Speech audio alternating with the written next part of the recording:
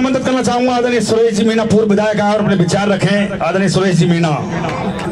इस पावन धरा पर मीणा समाज की जो समाज सुधार की मीटिंग रखी है, सबसे पहले तो मैं इस क्षेत्र के सभी पंच पटेलों को नमन करता हूं। मेरे युवा साथियों को मैं मेरी ओर से बहुत बहुत धन्यवाद देता हूं कि आप लोगों ने मेहनत करके, मैं शाम को देख रहा था, ये लोग इस मोबाइल पे कह रहे थे कि भाई माँ मीटिंग है तो हमको आपको आना है। तो हम तो महाराज जो ऐसे है कि मैं गंगा में डुबकी लगा गए, लेकिन हमें तो मैं तो जायद गंगा में डुबकी लगा भी आया हूँ आपके। और रोजाना हमारे समाज में जगह जगह बड़ी बड़ी मीटिंग चल रही है भाई। कुछ सुधार भी हुआ है और मैं तो ये देख रहा हूं कि एक साथ तो मेरी समझ में कुछ नहीं होगा, लेकिन समाज में सुधार जरूर आएगा जरूर सुधार आएगा। हम पूरी तरह हमें विश्वास। और अभी हमारे कुछ लोग कह रहे थे कि भाई यहाँ सुधार कैसे आया। मैंने एक बात कही कि अभी हमारे हरि सिंह भाई साहब कह रहे थे ना कि भाई ये शहर गाड़ के आए, इन्होंने कहा था कि हम एक शहर के छोरा ले रहा है, एमएलए बना दिया। ये मासरपुर बेल्ट वो बेल्ट है जैसे उत्तर प्रदेश में काशीराम जी ने किसी चीज का आविष्कार किया था और वो आविष्कार किया, वो ऐसा आविष्कार हुआ कि 4 बार मायावती मुख्यमंत्री बनी। और ये वो क्षेत्र है, कभी सपने में ही नहीं सोचते थे कि कभी यहाँ हमारा आदमी एमएलए बनेगा। जो इस 84 की जनता ने मेरे जैसे आदमी को एमएलए बना दिया, ये तो छोटा सा काम है, ये तो जरूर होगा।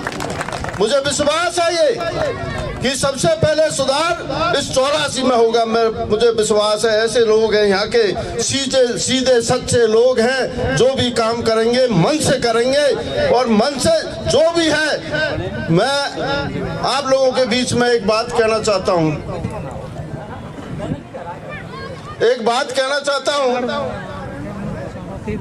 कि ये भी समाज सुधार की बात है कि 1947 से पहले हमारा कोई चपरासी भी नहीं था। डॉक्टर भीमराव अंबेडकर ने हमें रिजर्वेशन दिया और रिजर्वेशन से आज हमारी स्थिति है कि ये सुरेश मीणा ऐसा कुर्ता पहनता है, हमारे भाई ऐसे सफेद कुर्ता ये पहनते हैं। ये खेती की बदौलत नहीं है, रिजर्वेशन की बदौलत। लेकिन समय जो आज से 20 साल पहले था, वो समय अब नहीं है। मैं हमारे युवाओं से कहना चाहता हूं, हमारे बुजुर्गों से कहना चाहता हूं कि हमारा जो बच्चा पढ़ रहा है, चाहे स्कूल में पढ़ रहा है, कॉलेज में पढ़ रहा है, चाहे वो तैयारी कर रहा है, उसकी दिशा बदलेगी मेरे भाई, उसकी दिशा बदलेगी। वे कभी सुरेश मीणा की जय जयकार करने चले जाते हैं, कभी फलाने की जय जयकार करने चले जाते हैं, वहां पर लाठी चार्ज हो जाता है, हमारे लोगों पर केस दर्ज हो जाता है, हजारों हमारे जो बच्चे हैं उन पर केस दर्ज। इसलिए मेरा विशेषकर हमारे बुजुर्गों से, हमारे युवाओं से निवेदन है कि जो बच्चा स्कूल कॉलेज में या तैयारी कर रहा है, उसको कभी भी ऐसे आंदोलन में मत ले जाइए मेरे भाई, जिससे हमारा आने वाला समय खत्म हो जाए। उस पर पाबंदी रखो, ये सबसे बड़ी जड़ है हमारी। यदि ये जड़ हमारी खत्म होगी तो हमारा कुछ नहीं बचेगा। इसलिए कोई भी आंदोलन हो, हमारा पढ़ा लिखा भाई उस आंदोलन में नहीं जाना चाहिए। आंदोलन के लिए हम बहुत हैं, बहुत बड़ी तादाद है, वो आंदोलन करेंगे, चाहे कोई भी आंदोलन। मैं देखता हूं भाई भाई में झगड़ा हो गया, भाई भाई में झगड़ा हो गया, सबसे पहले उन बच्चों का नाम को थाने में लिखाएंगे जो लोग पढ़ रहे हैं। ऐसा नहीं होना चाहिए।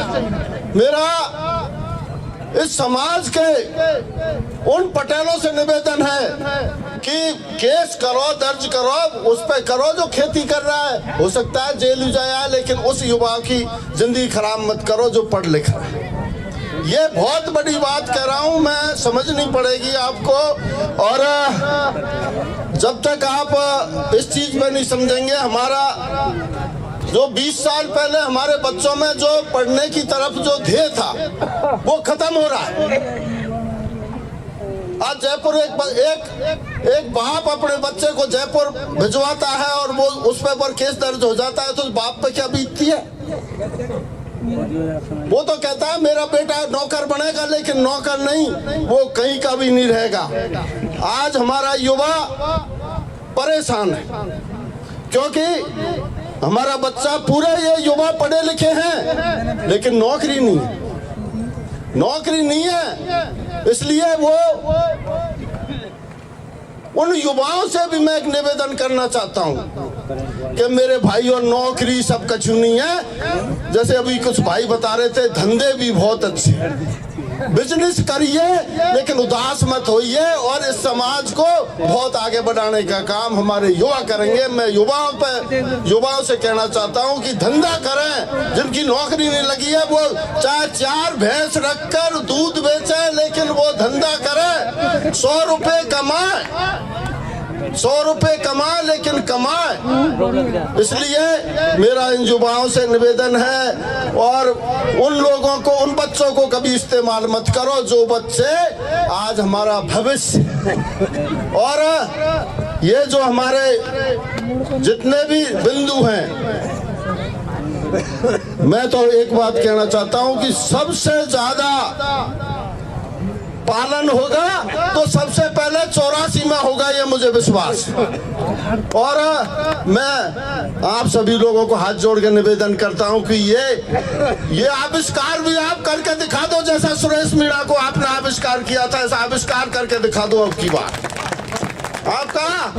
आपको इस समाज का अग्नि माना जाएगा। सबसे पहले आप सुधरो, आप सुधार लाइए। इससे ज्यादा मैं कुछ नहीं कह सकता। मैं तो आप लोगों का एक दास हूँ। आप लोगों ने हमको यहाँ बुलाया, हमारा मान सम्मान किया, हमें बोलने का मौका दिया समाज में।